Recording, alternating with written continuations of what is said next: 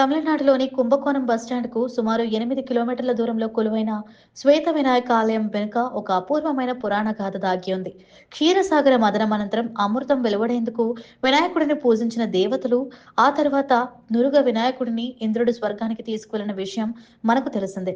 అనంతరం అహల్య ఘటన కారణంగా శాపగ్రస్తుడైన ఇంద్రుడు విమోచనార్థం భూమిపై పలు ప్రాంతాల్లో వినాయకుడిని ప్రతిష్ఠించి పూజించాడు.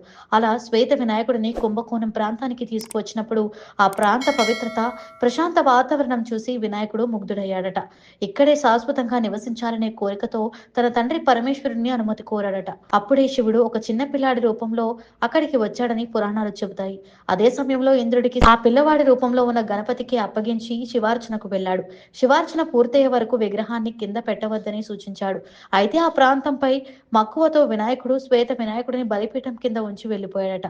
ఆ తర్వాత ఏం జరిగిందన్న ఆసక్తికర కథను మరో కథనంలో తెలుసుకుందాం.